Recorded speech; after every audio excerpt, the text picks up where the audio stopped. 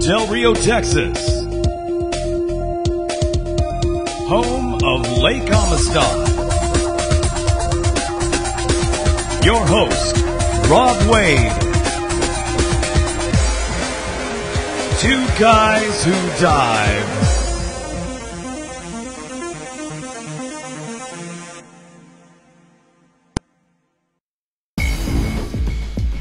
This episode of Two Guys Who Dive recorded live Saturday, 7 March 2015. Episode 132. Nights Like This.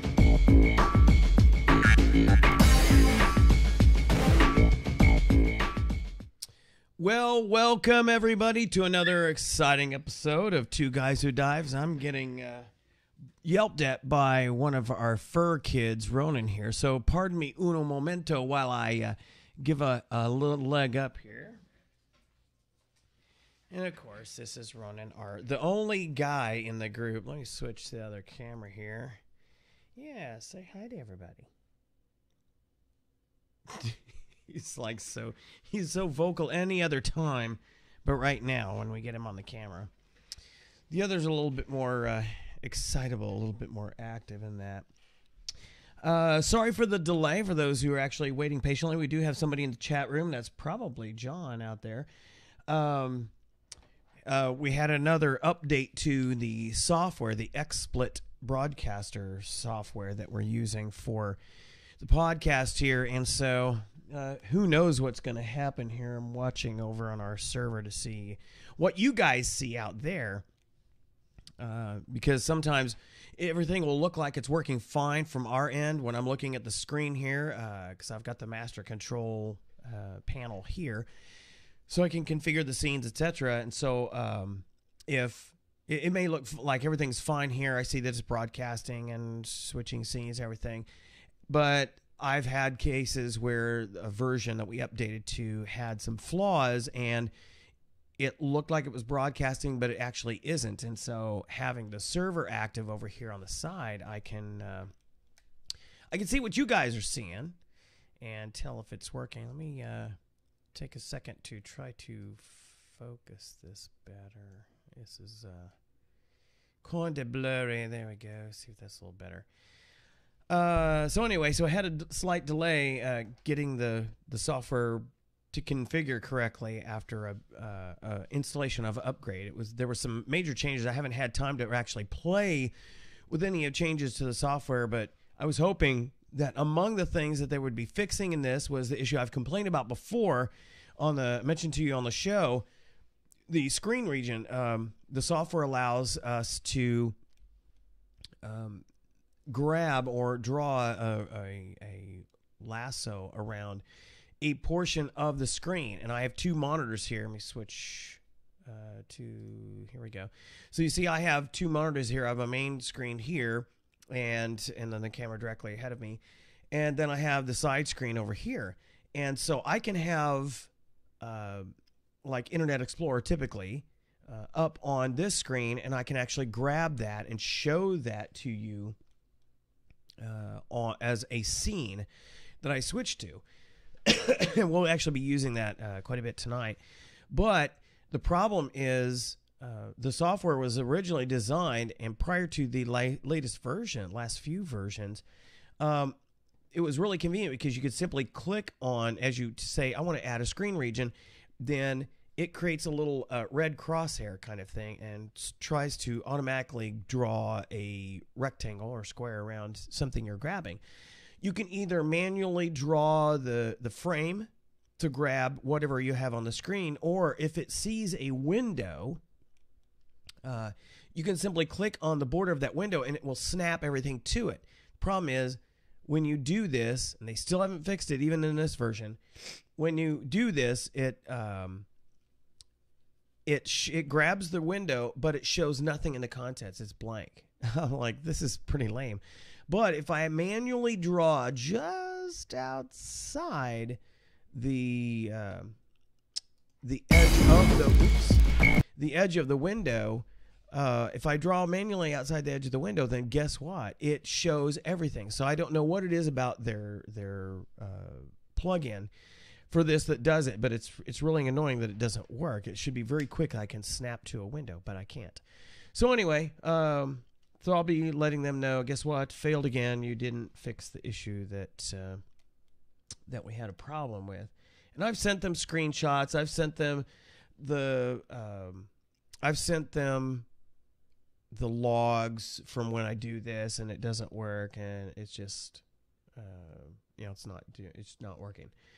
So anyway, let's see. First off, no movie reviews because we've had no movies to watch lately since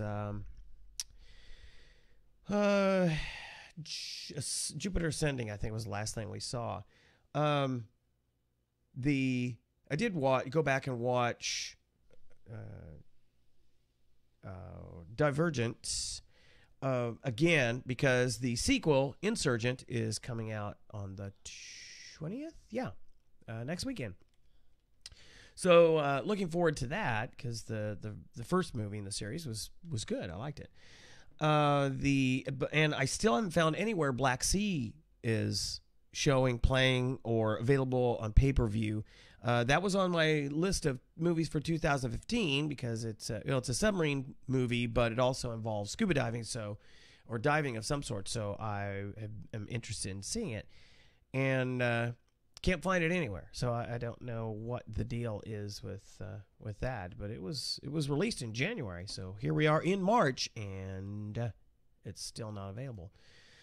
So too bad, so sad there. But if I find something, I will definitely share it with y'all. Let's see, in tech news, we had, of course, the 2015 Mobile World Conference, and also right behind that, they had the Game Developers Conference. And so a lot of hardware shown off, a number of OEMs came out with stuff. Microsoft released yet another low-end device. I'm just really, those of us who really like the Windows phones are getting tired of seeing nothing but low-end devices come out, or what can laughingly be called mid-level device. Meanwhile, Samsung and everybody else is coming out with more and more high-end devices. I'm sticking with my Lumia 1020 because you just still can't beat the camera. There is not a camera on a phone out there yet that still beats this camera. And so I'm holding on to it. But, unfortunately, the rumor what kind of came out of the World Conference is that Microsoft said, well, they're not going to release another flagship until Windows 10 for mobile is out. And I've been testing it on a backup device that we have, and it's okay, but they're getting away from the Metro, getting away from the pivots and some of the other features that I really, really like about Windows Phone. They're starting to look and act more like an Android phone, which is horrible. I hate Android phones. I hate iPhones. And I just hate their operating system. I hate the menuing system. I hate the way you access everything. I love how smooth and clean and fast Windows Phone is.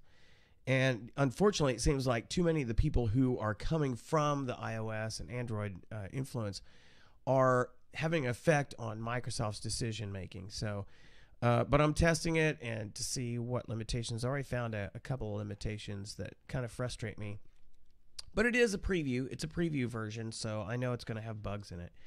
Meanwhile, they're plugging along with the Windows 10 for PCs and tablets, and I hate it with a passion. Looks like some more of the updates that are coming out in the next preview build are just really pummeling them further down the road of just being all desktop all the time, which if I can't configure it to work the way Windows 8 does with the Metro UI, then I'll be testing it on this machine, but I'm going to go back to Windows 8 on it, and I'm keeping Windows 8 on all my other machines. Because it works great. And I like the way it looks better than Windows 10. Windows 10 is just nothing but chaos. But there are some types out there that actually like that mess. So, more rumors about the Apple iWatch or whatever they're going to call it. But it seems to be running into some delays because of hardware and supply chain management stuff. And apparently there's rumors about a larger iPad Pro or whatever they want to call it. But basically, they're going after the Surface Pro crowd, because actually the Surface Pro 3, which I have here, let me switch cameras again. Can't see it. There we go. Surface Pro 3, love it to death. It really has replaced my laptop in almost every way. There's only one instance where I have to use the laptop, but this replaces it, and gives you best of both worlds. And it got the most I think it was the most innovative device in for the Mobile World Conference 2015. So it keeps getting awards, and there are already rumors of what the Surface Pro 4 and Surface 4 are coming out. So it'd be interesting to see where they go with that. Other than getting cheaper and packing more features in, I just can't see them. I just don't know where they could go with this. Other than getting a faster processor and more memory in it. But it's expandable. I got the 32 gig version. I got a 128 gig card on it, so it works great. I would imagine maybe with a Pro 4 version, they might include an option for built-in cellular.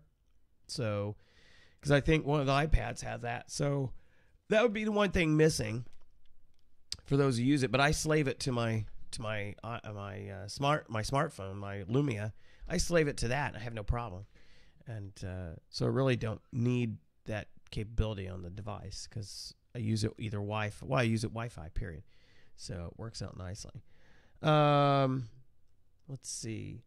A lot of news about where Xbox is going. I guess they're going to start moving some of the gaming capability, like streaming and viewing your gaming on Windows 10 machines. Personally, I do PC gaming only. So because I've got better hardware, better video card, more memory, I can just get a better gaming experience. Plus, I can use keyboard and mouse, which is the only way to game as far as I'm concerned. I've tried playing games with controllers, and it's clunky at best. I don't know how anybody can play games with a controller, because you can't have the finesse that you can with a keyboard and mouse. It simply can't be done. So, but they're supposedly making a wireless controller that you can use with Windows 10, which I thought, why are you going backwards? Why are you taking your clunky controllers over to a PC? Why are you not making it to where you don't have to do anything special and you can use a wireless keyboard and mouse with the console? Then I will start looking seriously at gaming on the consoles. That would make a difference for me. But and I'm not alone in this. Those who are PC gamers and snobbish on console gaming, we all have the same opinion. It's all about the keyboard and mouse. So let's see. And I guess if you what they're going to be doing then at that point is you buy a game once and it's all platforms. So if you, let's say, you have Titanfall, which is available both as a PC version and a console version, you'd buy it once and it's on all the platforms you could possibly play it on. And as they move towards the universal app concept, you'll find that pretty much any program that you get that's universal, you buy it for one device, you can use it on all your device types. So you buy an app on your PC or your tablet. If it's universal, then you can also install it on your phone. You can also install it on your Xbox One. So that is an upside to the integrating of the whole ecosystem. So, all right, let's see. We're still looking for a permanent or quasi-permanent co-host for the show. So again, I'm going to put the feeler out there. If you are in the local Del Rio area and you're a diver and you'd like to try your hand at doing the podcast here, it's easy to do. It is so incredibly easy to do. And I will show you all the ropes, how to have fun with it. And so I'd like to get you on board to start adding your 2 cents worth to the show. Otherwise, I'll have to come up with a name change for the show. Speaking of shows, told you last episode that we do have our cast finally for the 2015 revival of the funny musical Soup du Jour by Todd Mueller, Hank Boland, and Gregg Opelka Jr. And we did this show back in 97 and 98 and had a blast with it, and we're bringing it back, and we've already started into rehearsals, having a lot of fun with that. You know, it's tough directing a show as well as being in the show. I've done it many times before, but that doesn't make it any more or any less challenging. You know, there's all these things you got to deal with, not just directing, but there's a lot of aspects. I mean, you're trying to communicate your vision for how the show's going to be portrayed to the actors, and then you're trying to, especially with community theater, you're taking actors of a number of different experience levels, and you're trying to bring them up to speed to how to realize your vision for their character. And we have about 5 weeks left for rehearsals, but wanted to share with y'all just a little bit of what this show is about. So those of you who are will find yourselves in the Del Rio area in mid-April, early in mid-April, maybe you can take a chance and see if you can get out here on a Friday and Saturday that we're doing the show and see it. But to give you an idea, this is dialing up the Wayback Machine. This is the 1997 production of Soup du Jour, and this scene show is with myself, with me, with Tara, my wife and producer, and also David Graff in the role of Franklin. So, and this is set in 1939, so you can get an idea some of the references talked about in here. So let me switch sides here. There we go. Dun dun, and play. Any questions? Oh, just one. Which table do we hold for the important people? Oh, we don't hold tables. And we don't play favorites. Oh, come on. Bailey's is one of the hottest restaurants in New York. And you're telling me you don't play favorites? At Bailey's, everyone is important. And everyone gets the same treatment.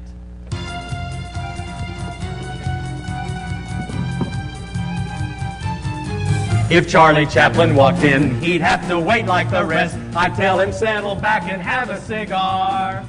You may have money to burn, but Charlie, you'll wait your turn. Like Saul the tailor, Bill the plumber, and that guy at the bar. Although you're rich and renowned and known the whole world around, among our customers we never discern.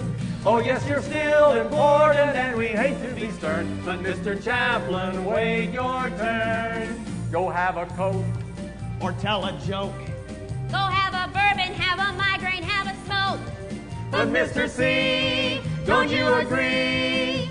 There isn't any I in democracy. You'll smile when your table's ready. Smile, but for now hold steady. Mr. Chaplin, show some restraint. You must be patient. Or come back later. But Mr. Chaplin, Don't be a great dictator. There's no need to worry. We won't give you the brush. So Charlie, what's your hurry? What's your great big old rush? You may have fortune and fame, but baby, what's in a name? You could be Shakespeare, Sigmund Freud, or Jules Verne. So be a bit forgiving, we've a living to earn. Hey, Mr. Chaplin, wait your turn.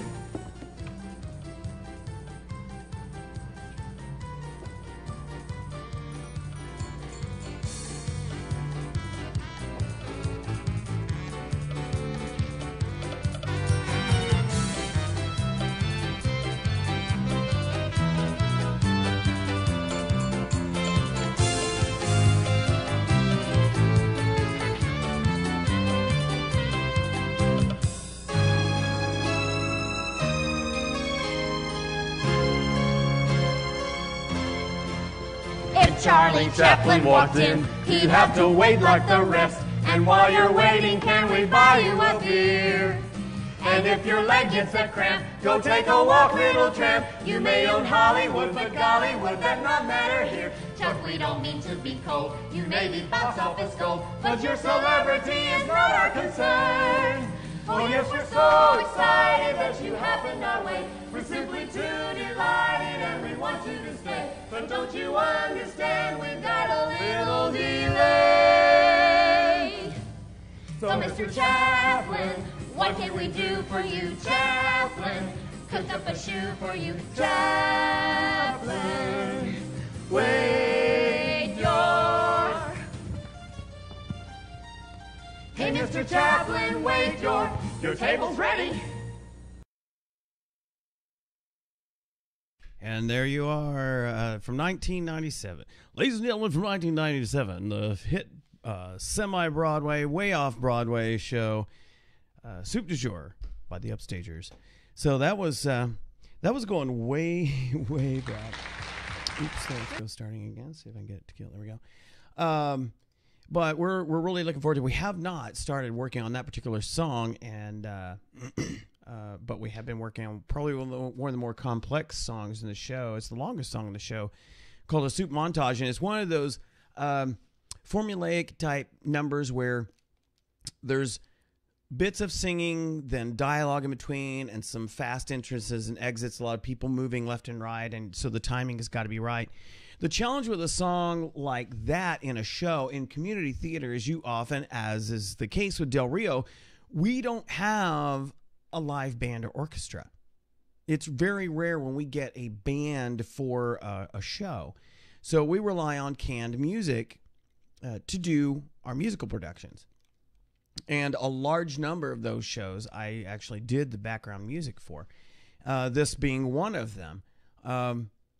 And so when you're doing a number like the Soup Montage that I'm talking about, where you have music that underplays or vamps while people are moving on and off the stage and saying line before it moves into what they're singing, the challenge is not everybody delivers their lines or moves the same way with the same speed and predictable speed on stage. And so with a live band, guess what you can do? The band can simply vamp until they see the actors doing what they need to do, and then hear them bring a cue line that would lead into the song, and then they ramp up to the actual part of the motif that the actor is going to be singing to. Don't have that luxury. So the mechanism that you have to, I had to come up with for this show, was something that allowed the actors to know when to come in and come out. And so it's a timing thing, and they need to be consistent with it, because once we record it at the tempo that they're going to typically deliver their lines, move on stage, etc., they've got to be consistent in that, because we have no way to change it on the fly. And then I've built in some little signals musically that let them know, oh, guess what? You are 2 bars away from the point where you have to sing. So we worked through that today, and that was kind of fun. You know, the fits and starts when people running to the end, you're coming up on the part where you have to sing, and you realize that you delivered your lines a little too slow, so you're like, blah, blah, blah, blah, and you have to sing your part. So it's kind of funny to go through that part, but that's coming along very well. Let's see. Okay, so the title of the episode this week is Nights Like This. One of my favorite types of dives to do, and I've talked about this before, is night diving. I really enjoy, probably more than any other kind of diving, I like night diving. There's something about the peacefulness of going out to a place you've been diving before and then seeing it at night. Now, at a place like Lake Amistad, about the only thing you can expect to see coming out at that point is a lot of the catfish.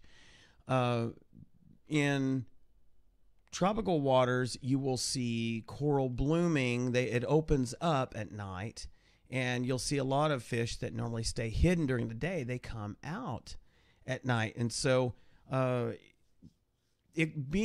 being trained and comfortable and to experience that kind of diving is just something I can't recommend highly enough. Now, it's not for the timid. If you're still a shaky diver just during the daytime, you don't want to engage in a night dive. Certainly, if you've not had the training, I highly recommend that you take at least take the advanced course for scuba diving, because at least when I teach it, one of the things you get the experience of, you get to at least experience a night dive, and it's basically the introductory dive to the night diving specialty. But you will get that opportunity because the way I see it, as an advanced diver, there's a number of different electives you have. But you do have to get the deep dive, and you have to get the complex navigation dive. But then you get 3 electives, and I tailor those based on what typically divers are going to experience most of the time when they go to dive operations in Florida and the Caribbean, etc. They typically, obviously, they're going to do deep dives if they're going to be diving on a lot of wrecks. And so I do a wreck dive, and then also a drift dive, which we use our local, our San Felipe Creek, which is it's shallow, but it's deep enough that you can dive in. But it does give you the experience of how you navigate, how you deal with working in a current situation.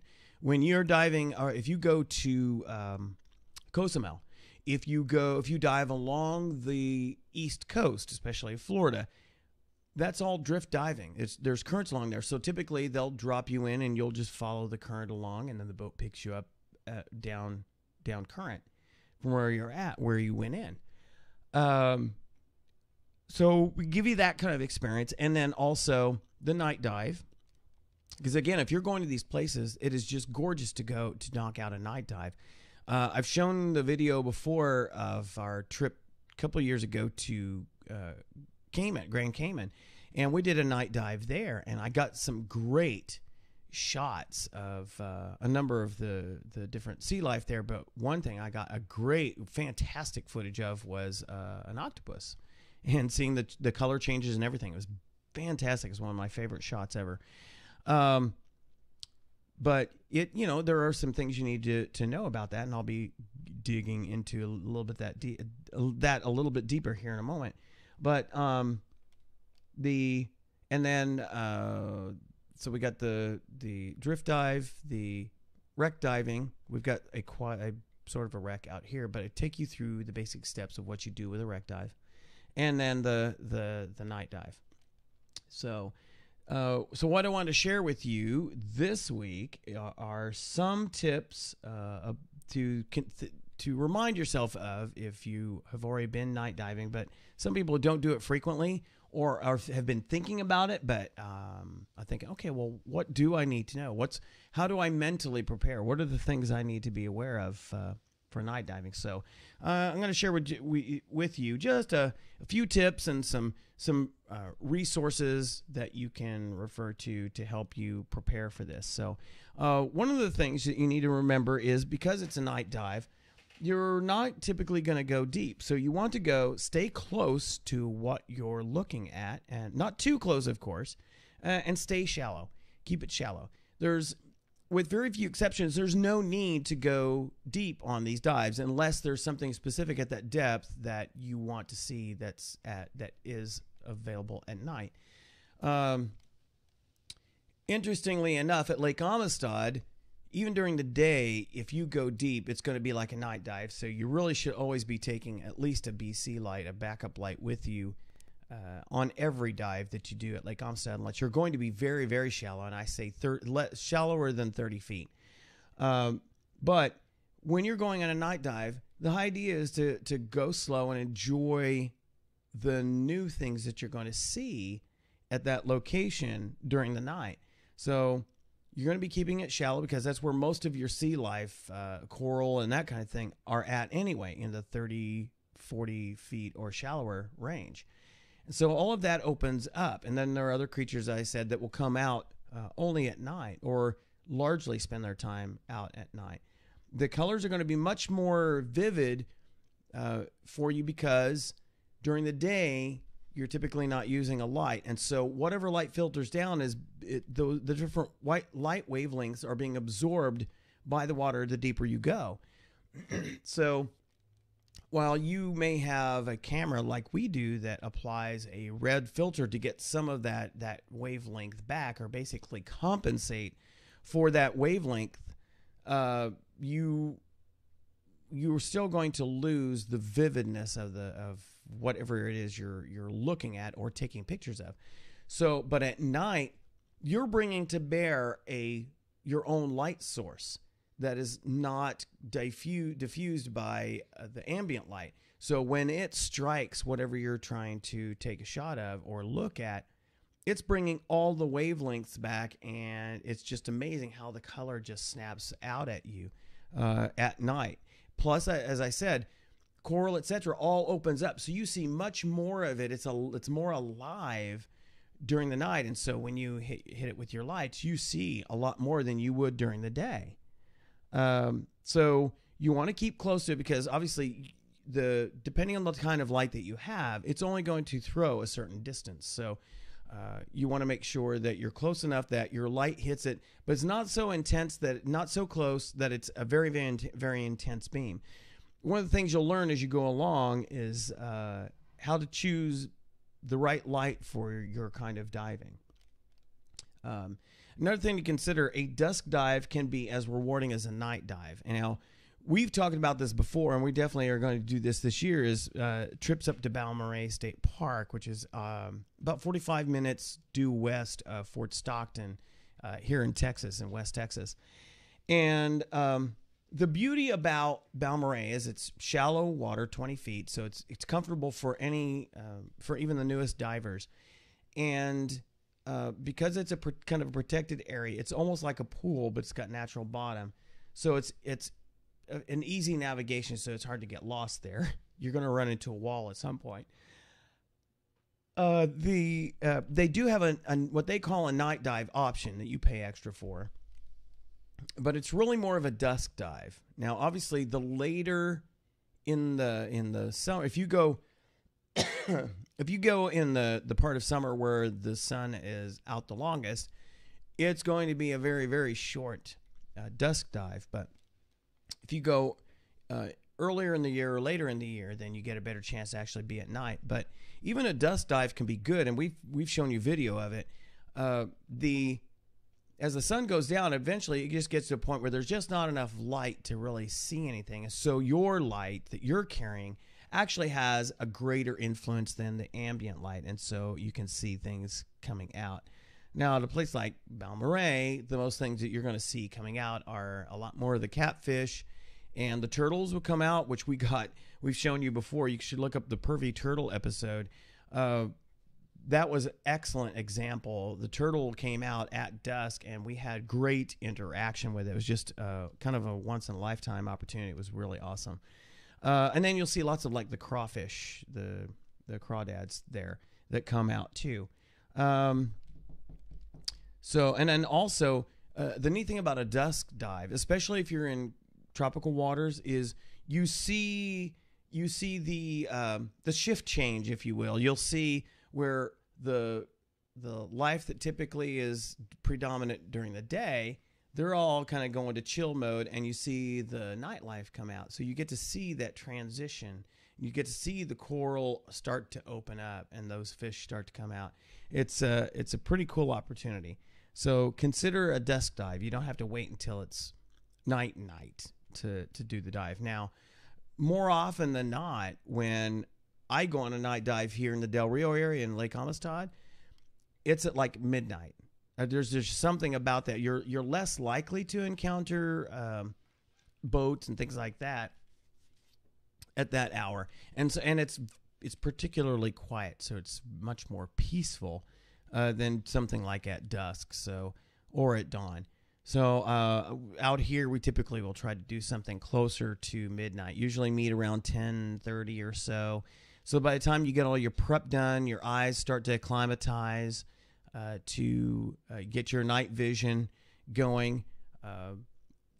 That's usually about midnight, and you get about an hour in, and then you relax afterward. So it's just a great time. Get the right kind of lights, or they're also known as torches. Typically, you're going to have a primary and a backup light, and if you have a third backup light, that's even better, because you don't want to have your dive aborted simply because you burst all your lights, you blew all your lights. So your primary is typically going to be a larger, brighter light. There'll be a pistol grip type typically. I've got an example of the one I have here. Princeton Tech. It's the Shockwave LED. I love this. You can see it's got the 3 LEDs. Now the beauty of this light, I think I've got the protection on it. Yeah. Beauty of this light is it actually has, hard to see here. It has 2 positions that you can click it. See if I can get it to work that way. So you got 1, 2. So it's got 2 beams, or rather 2 brightness levels. So although on the LED, on this particular one, it's not a dramatic difference between the 2. I would like for actually the low setting to be a little bit lower than it is. But I love the LED lights because, and I really only recommend those anymore. They're a little bit more expensive than your typical bulb type, but you're less likely to burn out the LEDs than you would a bulb. It's very easy to burn out a bulb. And they just last so much, incredible amount longer on your batteries. The LEDs do. So they're just more economical in the long run. You may pay more you will pay more for them right off the bat. But I tell you, there's nothing better than knowing that you can get a lot of time out of the light. In other words, it won't be battery issue unless you just didn't change your batteries. It won't be a battery issue that cuts your dive short. If anything cuts your dive short on a night dive, it's going to be because you didn't properly seal the unit. One of the things you need to always do with these, unless the manufacturer says differently, is you got to take these off, make sure that the threading is clean on both the cap, the lens area, and around the threading on the main body. And then make sure you put some silicone grease, just a light layer, doesn't have to be thick, on the O-ring and around there, so that when you screw this together, it seals properly. So let me get this back on. So it seals properly. And make sure that you don't over crank it. One mistake that a lot of people make is they think, oh, okay, I've got to crank this down hard so that it seals. And what you end up doing is stressing the plastic and actually creating a crack along the side there. And then that lets water in. As soon as you get it at a decent depth, that pressure pushes the water in there, and it doesn't matter how well you lubricate it, the water's going to leak in. So this would be a typical thing for your primary light. Now, one of the things to consider about buying, especially your primary light, is the how broad the light is. Of course, obviously the lumens too. The brighter lights typically cost more. Sometimes you may not want a super intense bright light, the kind where you can like land aircraft by, because it can just basically burn out what you're looking at and just wash it out, especially if you're trying to do camera work. But one of the considerations is the way it handles. Let me switch to screen region here. Here's a few examples of typical pistol grips. There are some that have like an over handle, like a hanging handle type. See if I can find one of those here. My interwebs is slow. Here's another type that you can have for a primary canister type that's wrist or hand mounted. These are kind of cool, but as you can see, they're a lot more expensive, and they're typically used by your technical divers because they need something that they can actually free their hand up with. And if this thing is mounted to strapped to your hand or something, you can have a lot more battery mount and they typically have these tucked away or mounted somewhere, and then you just have the hose where the wiring is carried to the actual light itself, and you can have these strapped around your hand so that you can actually still grip things with your hand, and the light's always pointing where your hand is pointing. So it makes these kind of convenient. But you can see they're a lot more expensive. Here's an interesting design here. I'm trying to see if they have one of the. I think UK makes the one I'm thinking of. See some of the BC lights here. They're smaller, typically closer in design to your standard, what you think of as standard flashlight or torch. Let's see, still say you can also often get them in kits like this. And again, this is the Princeton Tech Nav kit. I would definitely recommend getting the LED version of that. I mean, that's a decent price for a regular bulb type, but I tell you, it's so much worth getting the LED. Wonder why the interwebs are so slow. Here we go.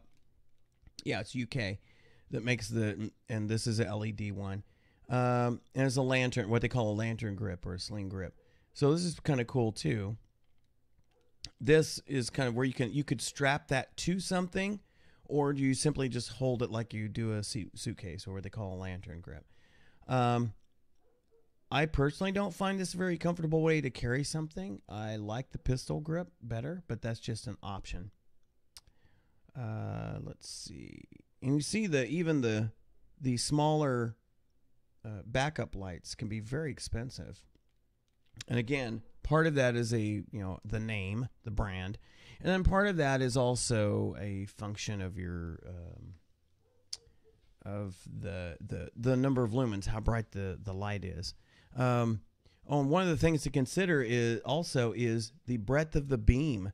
If you like a narrow beam where it's not washing everything out, then you got to look for the ones that have a more narrow beam. If you want, especially in a primary light, if you want something that actually has a wider throw on it to cover more of an area, which typically I do. I want something that covers a wider area. If I need a pin spot type of thing, then my BC light, my backup light, got plenty of lumens, and it's very narrow. So if I just need a pin spot, that's perfect for it. Something to consider for the backup light is, and I highly recommend it, is it should be just the right size to stow easily. But I recommend the kind of setup I have here. So this is my main rig. I've got the Modez MRS Prestige, and you'll notice that I have it mounted on my right side on a retractable lanyard. Makes it very convenient, so it's always available, even because I carry it with me all the time, no matter the kind of diving I do, because again, as I said, at Lake Amistad, when you go any depth at all here, you're going to need a light. So even in the brightest part of the day with no clouds, it's easy to get deep enough where, with the rock overcropping and how the rock formations are, that you're going to need a light. I mean, and this thing is bright. This is extremely bright. It needs the lens clean, but I mean, you see how bright it freaks out the camera. This is a fantastic light, LED light. This is the Princeton Tech. It's a League 100. I love this light, and I have basically for all of my gear, my primary and my backup set, I've got a BC light attached. So if I need a lone set of gear out, or if I just want to wear my older Phantom BC, it's got a light attached to it as well. So I'm set no matter what. Just jump in the water and ready to go. Let's see. If your lights don't already have a lanyard attached to them, which typically they will, and by that I'm talking about this. Let me switch to the other camera again. So talking about a lanyard like this, and you can buy them separately if you don't have one, or if yours gets worn out. Here it just wraps around an open area of the, I got a sneeze coming, or around the open area of the handle. There's a number of ways you could attach them if you really needed to.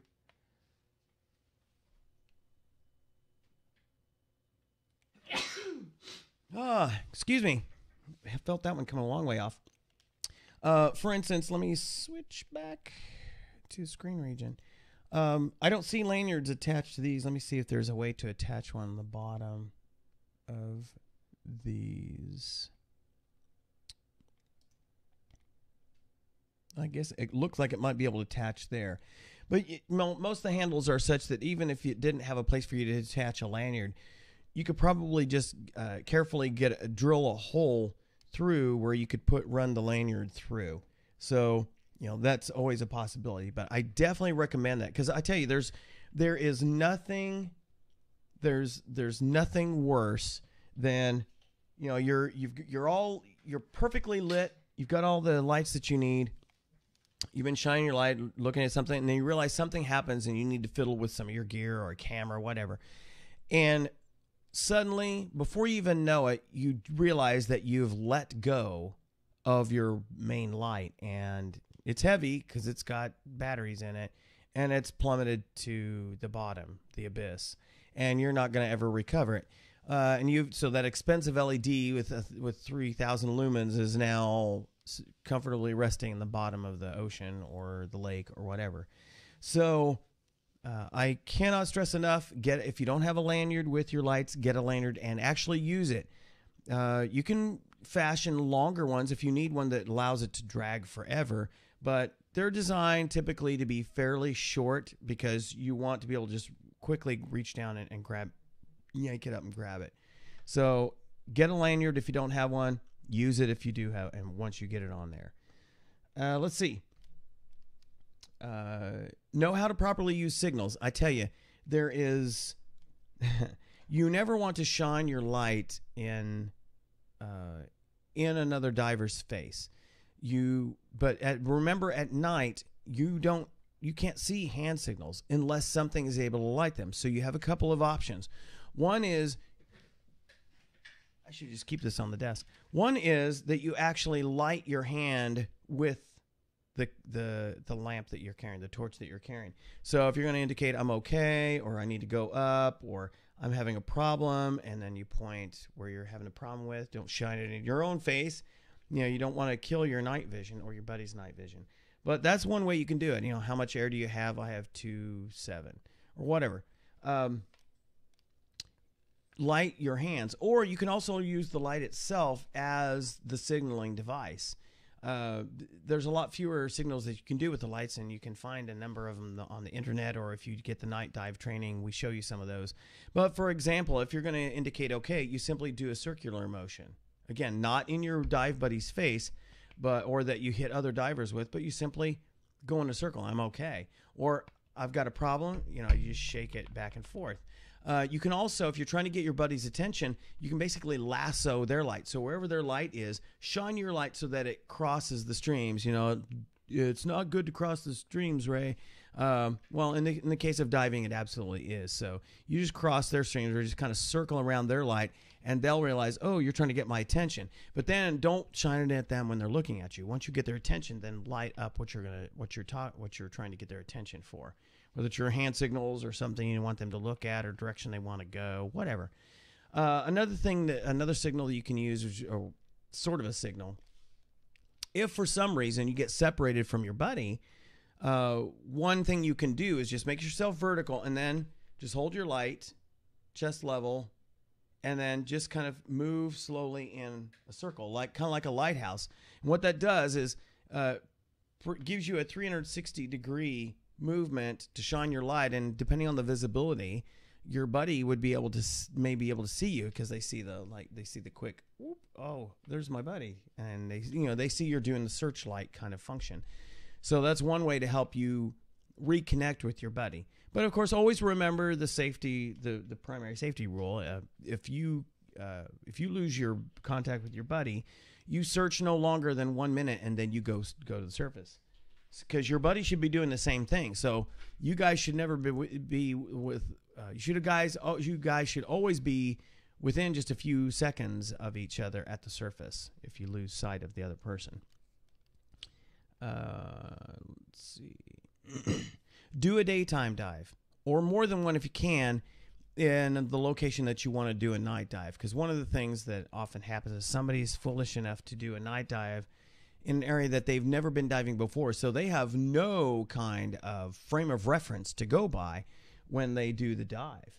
You know, they get out there to a new location. They're doing a night dive where what you can see is limited to what your light can hit. And so if you're not familiar with anything that's there, it's easy for you to get disoriented and lost and possibly run into a bad situation. So always make sure you dive at least once, preferably more than once, the area that you go. All the places that Robert Scuba Bob and I have been night diving out here, we've been diving many, many times during the day. So we kind of know what we're looking for or looking to see the night version of when we go out there on a night dive. So there's nothing a big surprise other than what may actually be hanging out down there during a night dive. So make sure you get familiarized with the area that you're going to dive during the day first before you go out and do a night dive. You should never do a night dive by yourself. And I'm sure there will be plenty of people who would do a full up night dive by themselves if they have full redundancy. I've done a number of daytime dives, which can get dark, but I have full lighting. I'm typically filming it, as a matter of fact. So I have my primary light, my backup light, and I have my video light, which is awesome. I could dive with the video light all the time. It's fantastic, and it's LED as well. But when you do a night dive, there's a lot more things that can go wrong that you need to have a dive buddy with you. So I really, really recommend that you do night dives only accompanied by another experienced diver. Let's see. Mark your way home. Now, when you get in the water, that's your focus. You're trying to get everything ready, prepped, get in the water. But realize you do have to end the dive at some time. So at some point. So make sure you have at least 2 lights preferably 3, but at least 2 lights that you can set up in such a way so that their alignment helps you determine from the water where you are and make sure that you're homing in on the correct point where you entered. If you just have one light there, you can get disoriented from the direction of where you're coming at it. Whereas with 2 lights, you can have them one a little bit higher up on the shore, one right by where you're entered, so that you know that from where you're at, if you see 2 lights and one's higher and one's lower, and the one higher is on the right of you from your perspective, then you know that you are too far right of your entry point. If you see it from the opposite direction where the one on the left is higher up than the one on the right, then you know you're coming from that direction. But if you see where they're lined up with each other, guess what? You're zooming right in on your exit location. You know you're going to be good to go when you get out. And, you know, you definitely want lights on shore so that you can see what you're doing when you get out of the water, especially if you're, having to deal with any issues that might have caused you to abort the dive and end it early. Let's see. Let's see what else. Relax. It's important to relax on your dive because really when you're doing a night dive, all the things that you're going to see are going to be typically moving slower anyway, so that you just so you understand that especially the nightlife that wakes up, the coral wakes up, everything's in kind of a slow motion, and any fish that might be quote unquote sleeping, they're going to be moving slower, kind of sleeping, unless you antagonize them. And so you want to make sure that you are not the antagonist for for the nightlife there. You don't want to be something that's that comes at them quickly and makes them nervous, especially if it's potentially a hazardous animal like a shark or an eel or something like that. So make sure that you're relaxed on your dive. If you are in a relaxed posture, if you are in a relaxed mode, moving nice and slow, that benefits you in a number of ways. You know, like I said, you're not going to be frustrating the nightlife and potentially causing an issue for you, but you're also going to be going through your air a lot slower. And as I said earlier, you want to make sure that you're going slow anyway, and going shallower. So again, the deeper you go, the more air you go through, right? So you want to make sure that you're keeping it shallow and that you are going through a lot more relaxed motions. Don't feel like you have to do everything jerky. It's easy. It's easy to make the mistake of overreacting to a situation when something's happening, and it's amazing when you see something for the first time at night that you've never ever seen during the day that causes you to have that moment of excitement and to, oh, quickly, I want to look at this. Or especially if you got a camera, that's probably the worst kind of impetus for people to overreact is, oh, I've got to get a picture of this because I'm afraid it's going to pull back in, you know, coral's going to collapse, which some of it does as soon as you hit it with a light. You may see a situation where something you see for the first time ever, and then you want to react to it. Well, you've got to go slow. And it's amazing how much more frustrating, how much more frustrated your body gets when you try to move quickly because of a stimulus like that. Thing is, if you move slowly and carefully and your light movements are not jerking all over the place, it's amazing how much difference that you are in your air and how much more relaxed you are, and how much more relaxed the sea life around you is going to be. The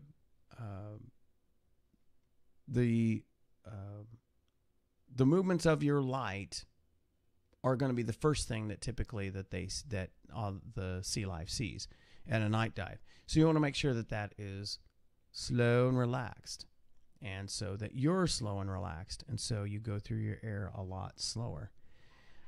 You should be able to extend on an average dive your dive time at least by 15%.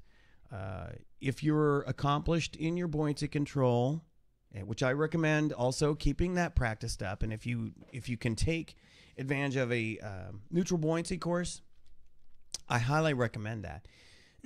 But if you've got your buoyancy control under control and you're not going through a ton of your air with adjusting buoyancy, you should be able to get on a night dive an average of 15% better air consumption out of that, just because you're relaxing more. But if you go through your air faster on a night dive, that should be an indicator on the same let's say you did the dive at 40 feet during the day, and then you do the same profile at night, and you go through your air faster. That should be a pretty good indication that you probably weren't relaxing on that dive, and you need to work on that. So keep that in consideration when you're doing the dives. And let's see. Another thing, and here I'm going to show you an example of it. And this is something that we got our first exposure to. We didn't actually do the night dive, but we saw some people that were doing it. A UV light. And they're not as expensive as I thought they would be. Let's see if I can find. Here we go. Out on leisurePro.com. The only one I found is a small BC light. And actually, this would be pretty good because, you know, it's going to be a tighter throw and easy to carry.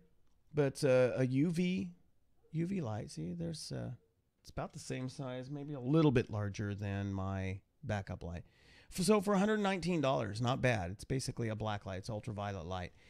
And they're discovering some interesting things, which you're going to see in the video I'm going to show you. Some interesting things that are different in a night dive using a UV light. So let me bring up that video so you can see what that's all about. Here we go.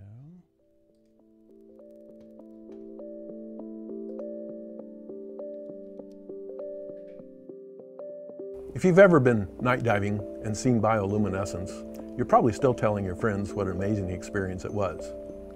Today, with modern technology, there is another experience you can have underwater involving taking along an ultraviolet or black light. For many years, scientists have noticed that certain types of marine life actually glow underwater when you shine an ultraviolet or black light on them.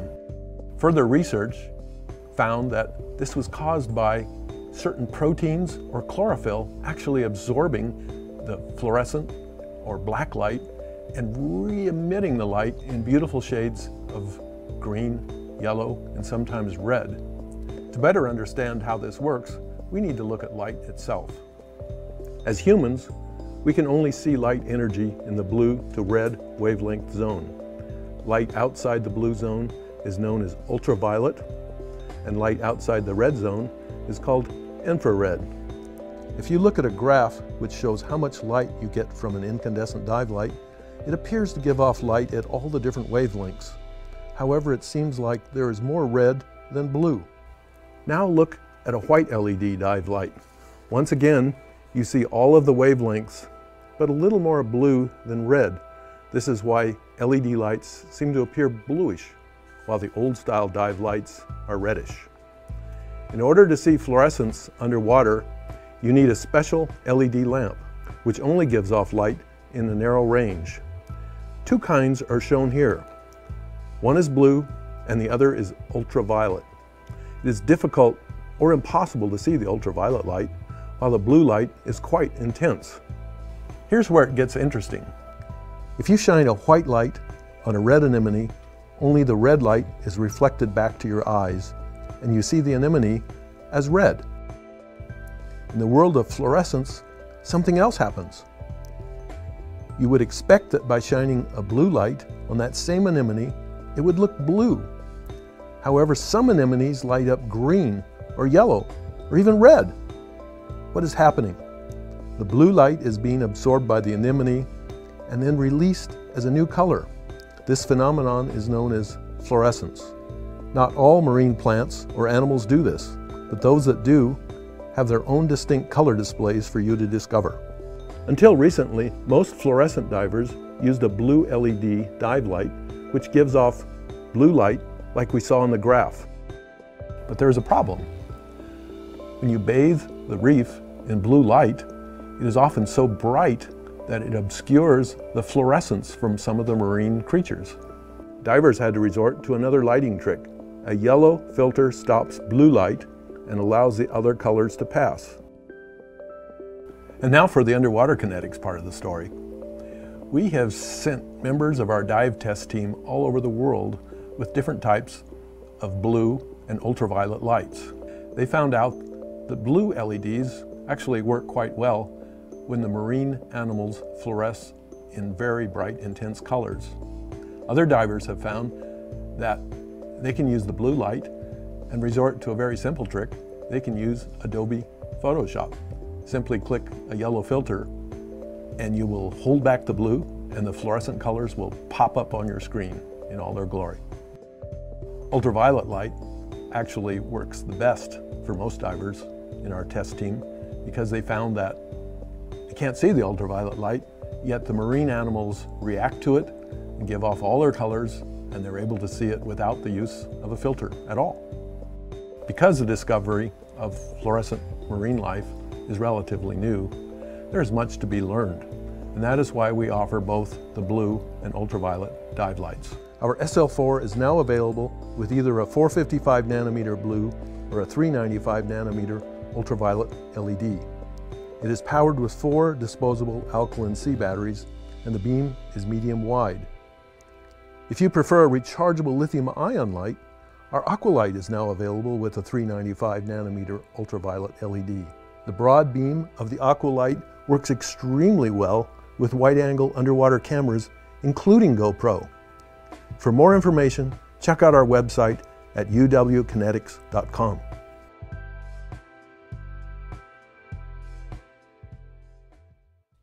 Okay, so there you see. Let me get escape. There we go. So there you see what you can do with the UV versus the blue light and how that all works. And I tell you, when I first saw pictures done with that, it just really rocked me. I thought, okay, this just adds another element to why you would do a night dive. So now that I know this, that is one of the next toys I want to get. But also for sure, the next Caribbean dive we do, I want to do a UV night dive, because it just adds such an awesome element to it. Now, last but not least, on a night dive, there's so many potential dangers. Well, it's not last but not least, but it's sort of wrapped together. Never forget all your basic safety things. You know, you do everything methodically and slow. Think through everything.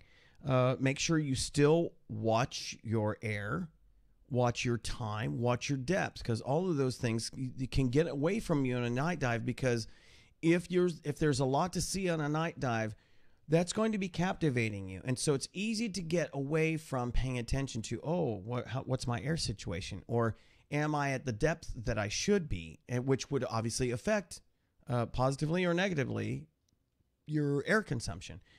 And then when you're surfacing, make sure it's slow and methodical. Make sure you don't exceed the speed limit, as it were. Keeping your hand above you. Depending on where you are and what time you're there, you may run into a situation where there's boat traffic, or you may be diving from a boat, and you've got to be careful that your head's not the first thing that encounters an overhead obstruction. So you've got to watch that.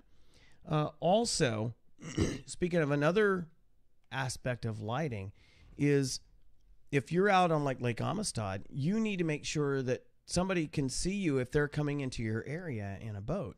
And so I highly recommend that you have a dive flag that can be illuminated. And one of the ones that I recommend, and is what we use, again, let me switch the screen region, is this kind of dive flag. Now, the cool thing about this is it's big. It's not huge, but it's a good size, and it easily mounts. It has this flag built, part of it. It's easily put together, and it's easy to see. And oh, by the way, the interior of it. There we go. There's another aspect of it. The interior of this thing is open. It's got a bottom on it. It's got a bottom on it, but it's open. So you can put things in there. So it makes it very convenient when you're setting up for your dive. What I typically do, we'll as we're floating out, swimming out on the surface to where we're actually going to drop down, we'll typically set our lights in there, etc., because it's a good, nice little area to hold it. And then when we're ready to dive, we grab what we need, and then we drop down, and it's attached to my line, and so it's following us around. And guess what? You can stick a light in there. Just set a regular light, preferably something that's water resistant. Doesn't necessarily have to be a dive light. And you have to be careful if you use a dive light, because if you actually put a dive light in there, be aware that those things typically are meant to be submerged because they generate a lot of heat, and the way they compensate for that is the fact that they're in the water and keeping cooled. So I really recommend for this kind of a dive flag and buoy is that you have a regular boating type light, something that has seals in it. It's not meant to go underwater, but has no problem. If it gets a little wet, it's not going to be corroding the batteries or burning out bulbs or anything.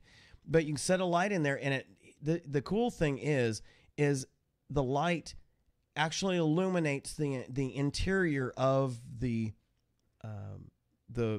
float so that it glows. So they see it, and then the black letters create a great contrast when it's lit from inside, and it also lights up the flag. So it's really visible in most situations when you're diving. So I really highly recommend this kind of a setup. $34, well worth it. You kind of be careful that you can stress where the poles go into the little side pockets, if you will, for the stand for the flag. Excuse me. Be careful because you can overstress that and actually tear where the seam is, and obviously that creates a situation where it's not going to be a hold of air. Also, another thing to consider with this too is, because you have the flag extended up like that, if it's windy, it could blow the thing over because it acts like a sail. Even though it's not, the bottom of it is not affixed, it's only attached at the top part. It can grab enough wind to actually lift it up and pull it over, and so it kind of loses its usefulness as a dive flag. So if you're using this during the day, which typically we do,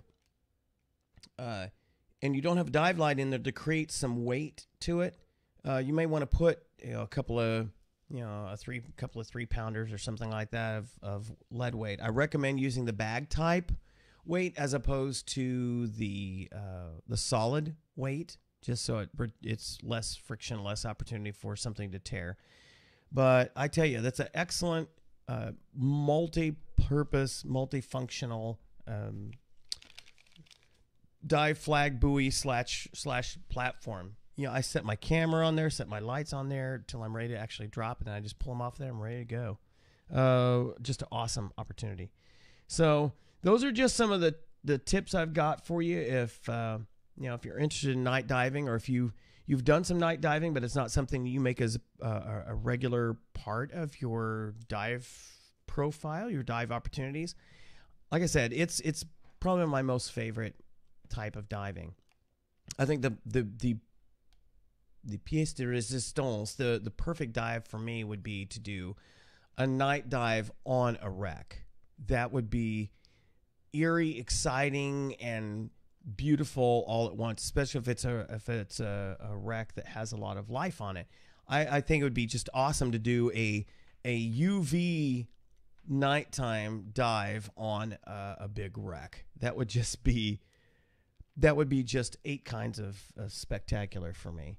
I don't know if Tara would be that enamored of something like that. She's done a number of night dives, and I think she enjoys them, but that might be a little bit of a challenge, but be exciting.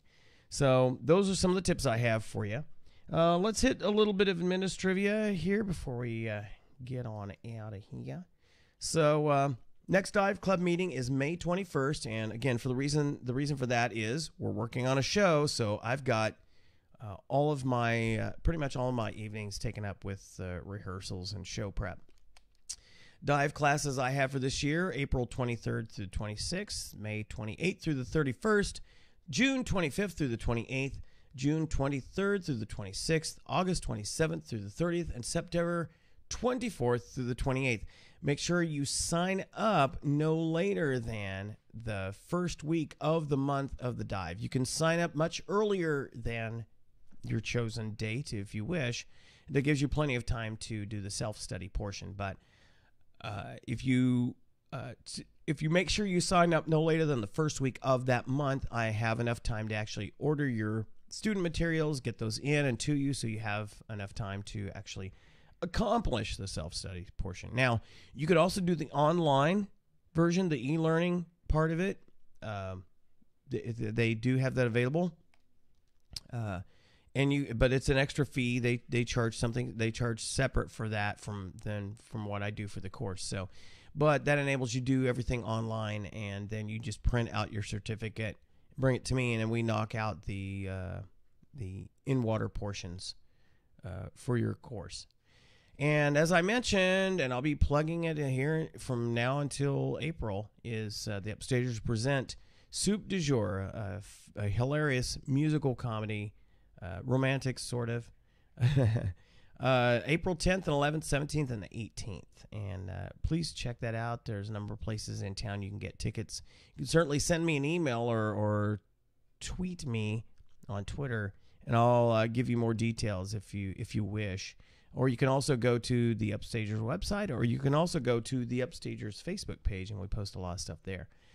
If you do need air fills and you're diving this time of year, you can go out to the Broke Mill RV Park out on Highway 90 West, just past the new loop that's out there. But give Mike McCarson there a call ahead before you go out there, so he knows you're coming. He can make sure the system's powered up for you. Just give him a call at 830-719-2935. And also, as we always plug, we want to encourage people to volunteer at a Pet's Wish, which is a local dog and cat rescue here in Del Rio. It's the only one, really, and do a lot of good work. Matter of fact, we had yet another. I think I shared with you our Christmas incident with a stray. I was taking some supplies to a Pet's Wish, getting ready for a rehearsal, and as I was coming back, just pulling down our street, and there was this little puppy, a husky, walking down the street. Had a collar, of course, no tag. People put tags on your collar, on the animal's collar, so we can look at the tag number, and they say the name of the vet, and they have a tag number, and all we have to do is call the vet, call the number on the tag, and we can tell them, here's the tag number, here's the dog, and then they can look it up in their database and say, oh, well, this is such and such person's, and we can get your animal back to you. So there's just no excuse not to put a tag on. So anyway, this husky had no tag. And it just so happened we had yet another of this winter cold front coming down. And it was going to be pretty much a doozy. And so literally fortunately the dog had not been an escapee for very long, because while he was timid at first, I have a pretty comfortable way with dogs, so if they're going to approach a human, they'll probably approach me pretty quickly, because I put myself in a non-threatening profile.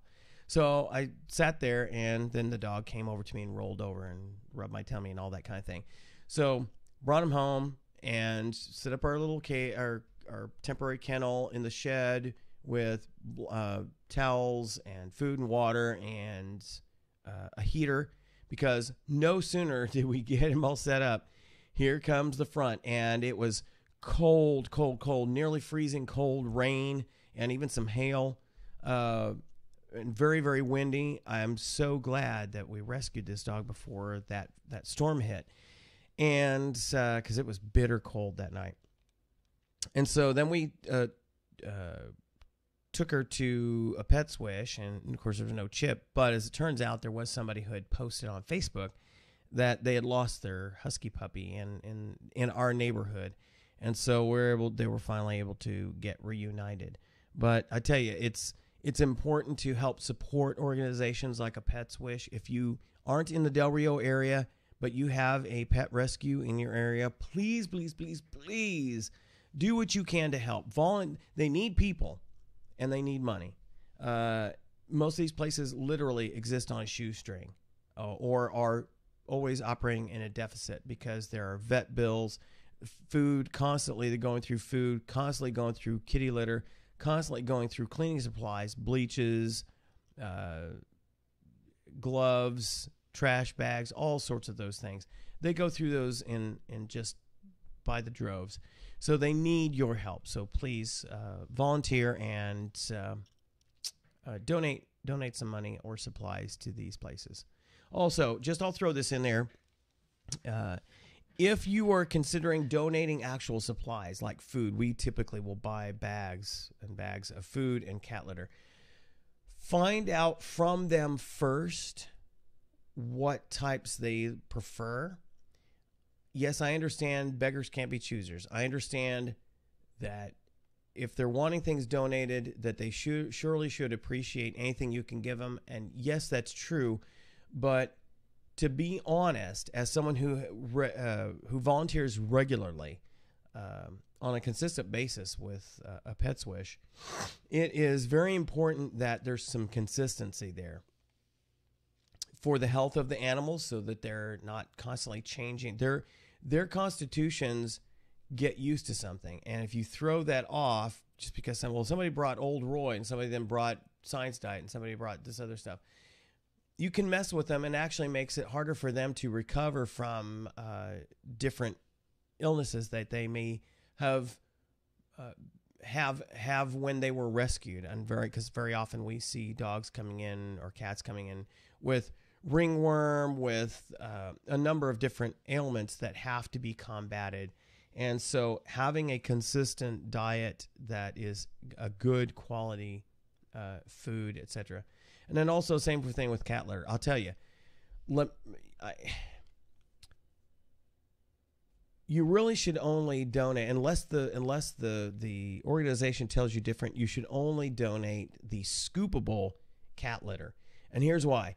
The cheapest kind of stuff that doesn't do anything, yes, it's better than nothing, but that, and even the clumping kind, not scoopable, it just says clumping, that stuff becomes like concrete. Because let's be honest, unless they have a lot of full-time people that can help, a lot of these litter boxes don't get cleaned on as regular a basis, as frequently as they need to be.